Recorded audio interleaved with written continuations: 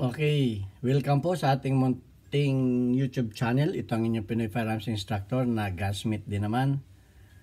At yan, palagi kong sinasabi na ako nandito sa Kuwait. 20 years na ako nagtatrabaho dito sa Mayadin Shooting Range bilang isang firearms instructor, gunsmith at ngayon ay consultant na. Marami pa rin nagtatanong sa akin. At saka yung mga bumibili, gustong bumili ng baril, wala po tayong pinagbibiling baril. Lalo po dito sa Kuwait, makukulong po tayo. Sa gun store na lamang po kayo magtanong. Ayan, at bago ako bumati at magpasalamat sa inyo, ay gusto ko lang munang basahin ang katanungan ni Yana Fish Dealer. Ang sabi niya, gaano ba kalayo ang naabutan ng bala ng 45 at 9mm? Alin sa kanila ang mas malayo ang nararating ng bala? Salamat sa sagot. So, nag-message ako, sabi ko, walang saktong bala kung gaano kalayo ang nararating ng bala. Okay. Wala, hindi natin malalaman kung gaano talaga kalayo, hindi natin masusukat. At saka hindi na rin ako nag-research ng dahil hindi naman ako interesado doon. So ang ginawa niya, nagtanong na naman siya. Sabi niya,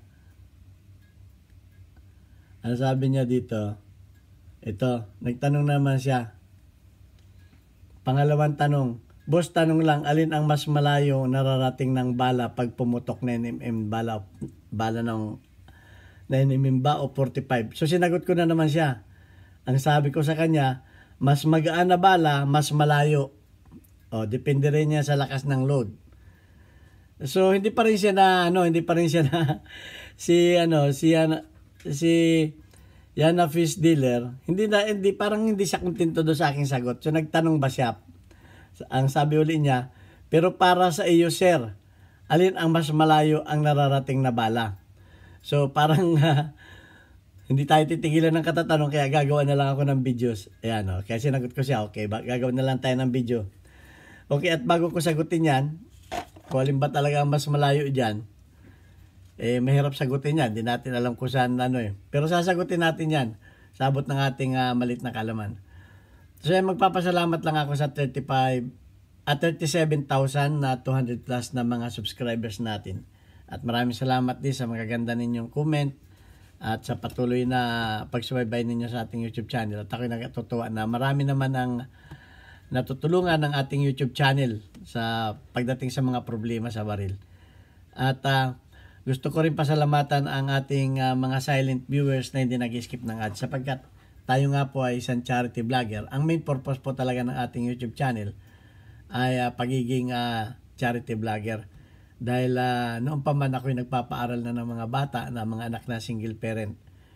At may mga napatapos na rin naman tayo. Kaya naisip ko na yung aking malit na kaalaman ay gumawa ng YouTube channel, dahil marami nagko-convince sa akin na kumikita raw sa YouTube channel ang YouTube.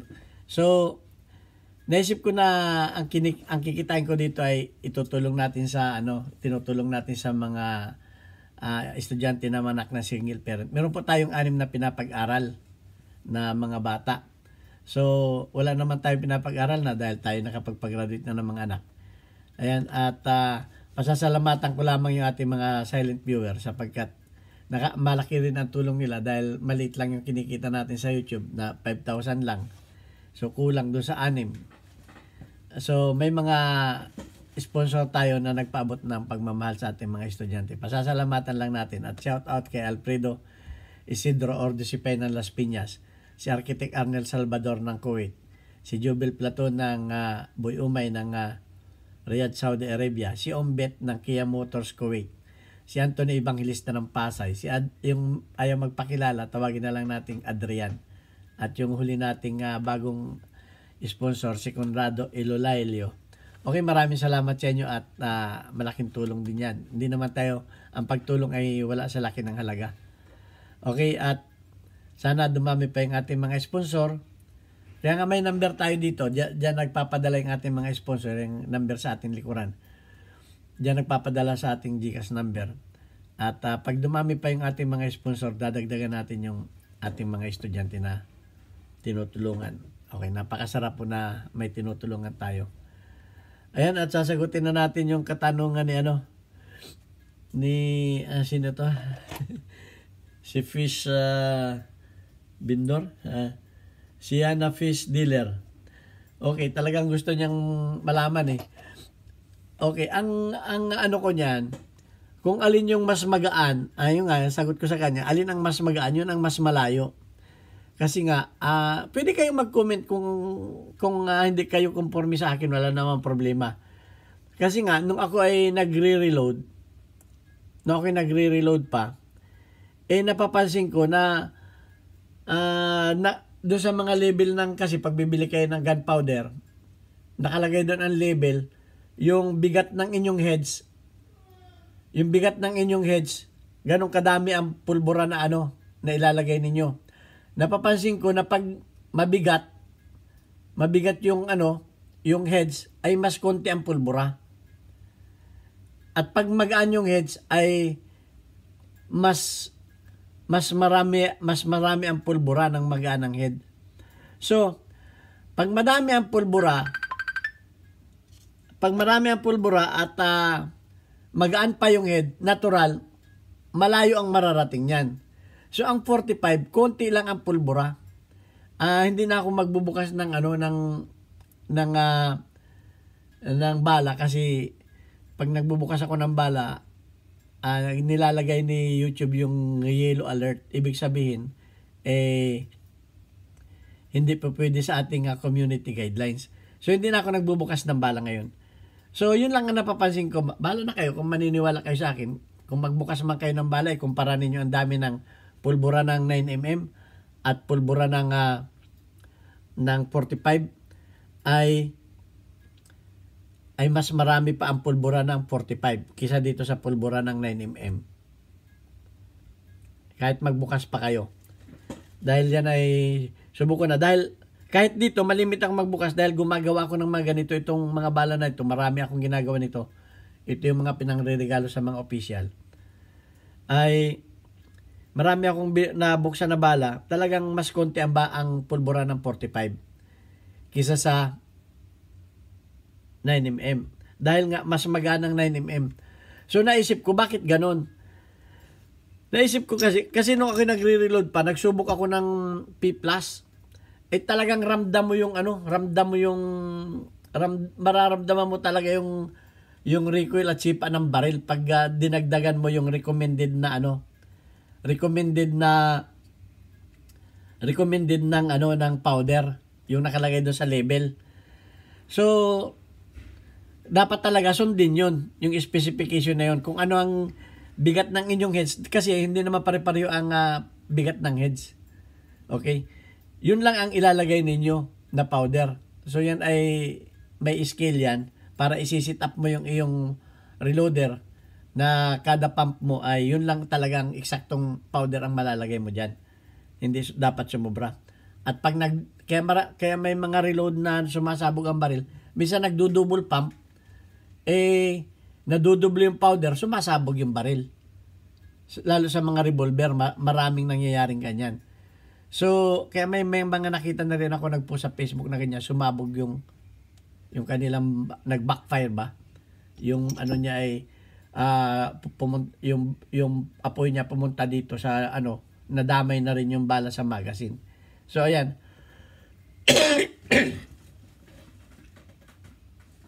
Pagpasensya lang ninyo aking boses dahil taglamig na nga dito kaya ako nakakap. Hindi ako pwede magsalita ng mahaba. Ayan, at kung mapapansin ninyo, meron ako ditong barrel ng 45 at 9mm. So ayan, at kung mapapansin ninyo, yung bala ng 9mm ay luag pa. Ay luag dito sa dito sa barrel ng 45. Mas malaki talaga. Itong 9mm ay sikip So mabigat talaga ang head ng ng 45 sa 9mm. So, kahit sa science, kung sobrang bigat ng inyong ibabato, hindi makakaabot sa malayo. Whereas na yung sakto lang na bigat, ay mas malayo ang matatapon ninyo. Parang ganon din ang niyan. ang theory ko diyan. So kung kaya mas malayo ang nararating ng ang nararating ng 9mm kaysa sa 45. Pero mas malakas naman ang knocking power ng mas mabigat. Mas mabigat ang head, mas malakas ang knocking power. Okay. So tiningnan ko rin ang datos ng mga bala. Yung speed nila, kung gaano kabilis ang bala nila, feet per seconds. So ang 9mm ay umaabot ng 1,184 at yung pinakang mahina niya ay 1,175. Yun ang yun ang datos ng 9mm, feet per second yan. So tiningnan ko yung sa 45, ang bilis ng bala niya ay 797 lang hanggang 800. So malaking diferensya. Mas mabilis ang bala, mas malayo ang mararating. Okay? So, yun ang ko dyan. Dahil nga, mabigat eh.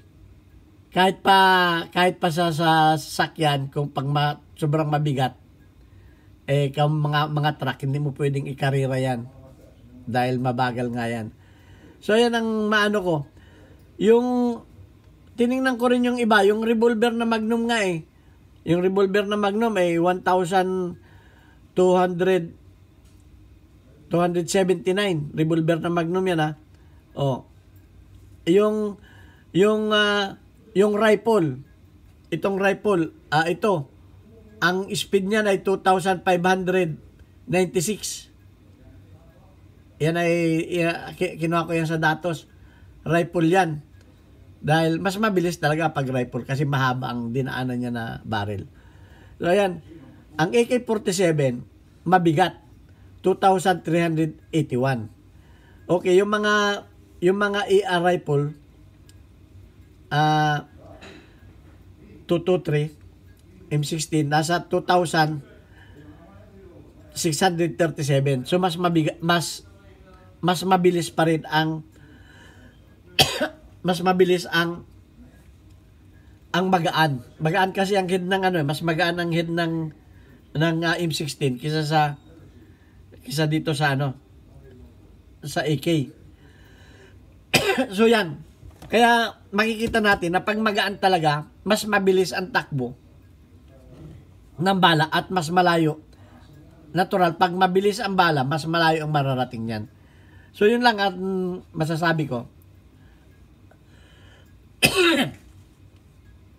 At please comment below kung meron kayong research na hindi tugma sa aking research, ay tatanggapin naman natin at ibabahagi natin yan. Kasi yun ang na-research ko.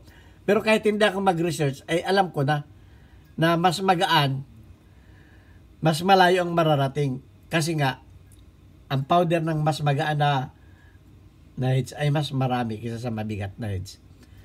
So ayan, ito ang inyong Pinoy Firearms Instructor na gunsmith din naman. Bagaman hindi ko na bigay sa inyo ang saktong layo, ay yun ang sagot ko. Hanggang sa muli, God bless us all. Thank you very much.